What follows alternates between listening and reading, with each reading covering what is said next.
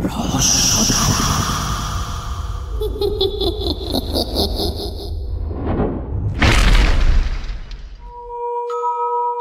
বন্ধুরা, আমার নাম অর্ক সরকার আর আমি একজন স্টোরি টেলার। আপনাদের সবাইকে আমার পডকাস্ট চ্যানেল রহস্য ধারায় জানাই অনেক অনেক স্বাগতম। প্রতি সপ্তাহে এখানে আমি নিয়ে আসি আপনাদের জন্য দারুণ দারুণ ভূতের গল্প ও কিছু ভয়ঙ্কর সত্যি ঘটনা। বন্ধুরা, আপনাদের কাছেও যদি কোনো লোমহর্ষক গল্প বা কোনো সত্যি ঘটনা থাকে তাহলে সেগুলি আপনারা আমাদের ফেসবুক, হোয়াটসঅ্যাপ বা ইমেলের মাধ্যমে শেয়ার করতে পারেন। তাহলে চলুন আর দেরি না করে শুনে নেওয়া যাক আজকের এপিসোডটা।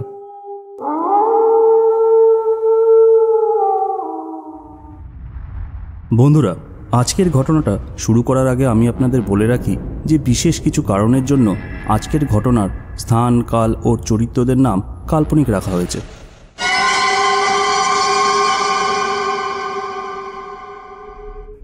আয়ুষ ছোটোর থেকেই দিল্লিতে বড় হয়েছিল।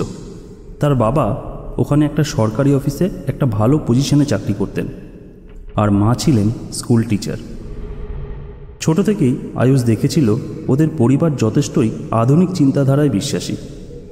আয়ুষের বাবা মা কোনোদিনই কোনো রকম সামাজিক কুসংস্কারকে একদম প্রশ্রয় দিতেন না, তাই স্বভাবতই আয়ুষের মধ্যেও এই একই চিন্তাধারার বিকাশ ঘটে। তখন আয়ুষ উচ্চশিক্ষার জন্য নিজের শহর থেকে অনেকটাই দূরে একটা কলেজে পড়াশোনা করত। যেহেতু ওর কলেজটা ওর বাড়ি থেকে অনেকটাই দূরে ছিল, তাই তার পক্ষে প্রতিদিন যাতায়াত করা একদমই সম্ভব ছিল না। সেই কারণেই ও একটা মেস ভাড়া নিয়ে ওখানে থাকতে শুরু করে। শুধুমাত্র ছুটির দিনগুলোতেই আয়ুষ বাড়ি যেত, আর বাদবাকি সময়টা ওর কলেজ আর মেস করেই কেটে যেত। মেসে থাকতে থাকতে ওর কিছু বন্ধুবান্ধব তৈরি হয়। তাদের সাথে আয়ুষের দিনগুলো বেশ ভালোই কাটছিল। বন্ধুরা, আজকের এই ঘটনাটার সূত্রপাত হয় এর বেশ কিছু মাস পর। একদিন শনিবারের একটা শীতের সন্ধেবেলায় ওরা সব বন্ধুরা মিলে নানান রকম গল্পগুজবে ব্যস্ত ছিল। এরই মধ্যে হঠাৎ করে অবিনাশ নামের একটা বন্ধু ভূতের গল্প নিয়ে আলোচনা শুরু করে। আসলে সেই সময় ওখানকার একটা স্থানীয় কবরস্থানে একটা গুজব ছড়িয়েছিল। সেটা ছিল এই যে ওখানে নাকি একটা বাচ্চা মেয়ের আত্মা দেখতে পাওয়া যায়, যে কিনা রাত্রিবেলায় রাস্তার মধ্যে ঘুরে বেড়ায়, এবং তাকে ঘিরেই বিভিন্ন মানুষ বিভিন্ন রকম গল্পও তৈরি করেছিল। তাই সেই দিন ওরা সেই সমস্ত গল্পগুলোর কোনো সত্যতা আছে কিনা তাই নিয়েই নিজেদের মধ্যে আলোচনা করছিল। সেই দিন ওদের এই আলোচনাটি কিন্তু একটা অবিস্মরণীয় অভিজ্ঞতার মধ্যে দিয়ে শেষ হয়েছিল। কারণ সেই দিনের সেই আলোচনার পর ওরা সবাই মিলে ঠিক করে যে সেই রাতে ওরা ওই কবরস্থানে যাবে এবং লোকের মুখে শোনা ওই গল্পগুলোর সত্যতা যাচাই করবে। এরপর রাতের ডিনার শেষ করে আয়ুষ, অবিনাশ ও বিবেক ঠিক করলো যে ওরা বিবেকের গাড়ি করেই সেই কবরস্থানে যাবে এবং ওখানে গিয়ে ওরা দেখবে যে লোকাল মানুষদের তৈরি করা গল্পটা কতটা সত্যি। তো এইভাবেই রাত 11টা নাগাদ বিবেকের গাড়ি করে ওরা তিনজনে রওনা দিল। কিন্তু বন্ধুরা, এই রাতের বেলাতেও ওরা যখন সেই কবরস্থানের দিকে যাত্রা শুরু করলো, তখন ওদের বারবার মনে হতে লাগলো যেন একটা শীতল ঠান্ডা হাওয়া সেই রাস্তার মধ্যে ওদের জন্য অন্ধকারে পথ তৈরি করে দিচ্ছে। সেই দিন ওরা ওদের গন্তব্যস্থলের যত কাছেই যেতে লাগলো, ততই কেন জানি না ওদের বারবার একটা অস্বস্তিকর অনুভূতি হতে লাগলো। এই ভয়ঙ্কর এবং নিস্তব্ধ রাতে ওরা শুধু একটাই শব্দ শুনতে পাচ্ছিল, আর সেটা ছিল গাড়ির বাইরে দিয়ে বয়ে যাওয়া বাতাসের শব্দ। ওদের গাড়ি যখন কবরস্থানের কাছে পৌঁছালো তখন রাত প্রায় 12টা হবে। বিবেক গাড়িটা কবরস্থানের কাছেই পার্কিং করলো এবং ওরা তিনজনেই গাড়ি থেকে এবার ধীরে ধীরে নেমে এলো। তারপর ওরা কবরস্থানের গেটের কাছে আস্তে আস্তে এগিয়ে যেতে লাগলো। কিন্তু গেটটা বাইরে থেকে তালা বন্ধ করা ছিল।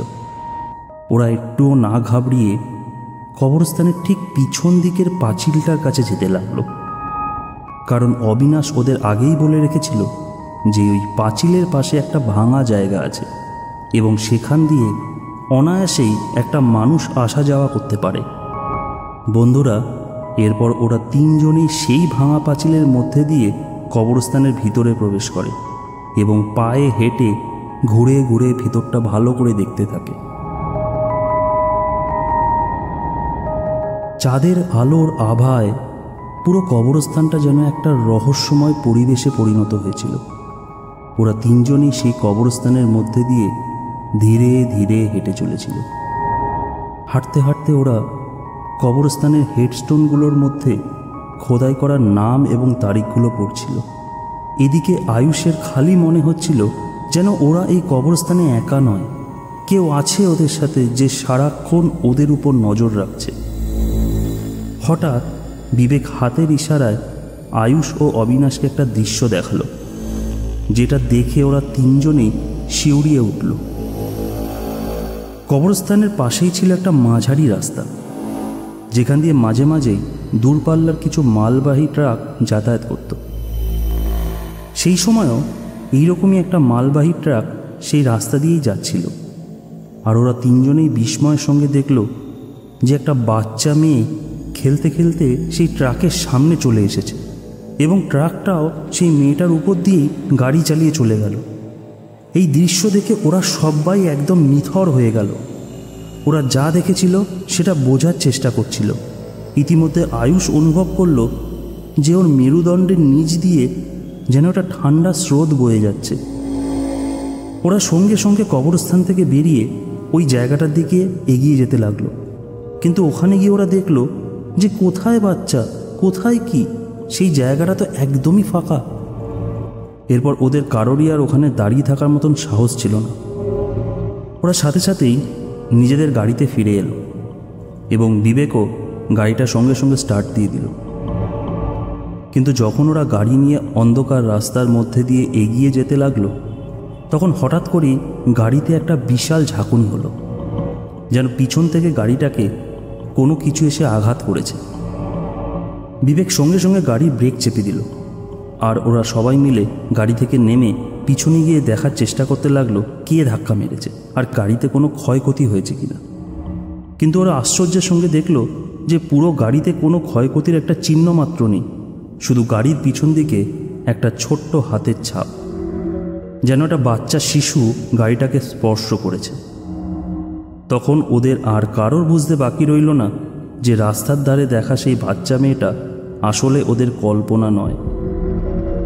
ভয়ে আতঙ্কে ওরা কি করবে বুঝতে পারছিল না। ওরা সবাই আবার গিয়ে গাড়িতে উঠে পড়ল এবং যত তাড়াতাড়ি সম্ভব কবরস্থানের জায়গাটা থেকে দূরে চলে গেল। আয়ুষ কিন্তু আজও পর্যন্ত সেই রাতের দেখা ঘটনা আর তার সাথে সেই অনুভূতিগুলোর কোনো ব্যাখ্যাই এখনো পায়নি।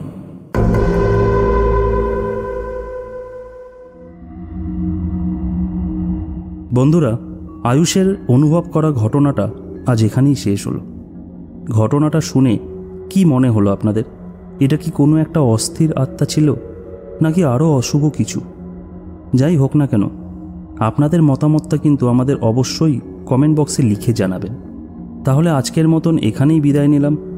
আবার দেখা হবে আগামী রবিবার ঠিক সন্ধ্যে 6টায়। ততক্ষণের জন্য সবাইকে শুভরাত্রি।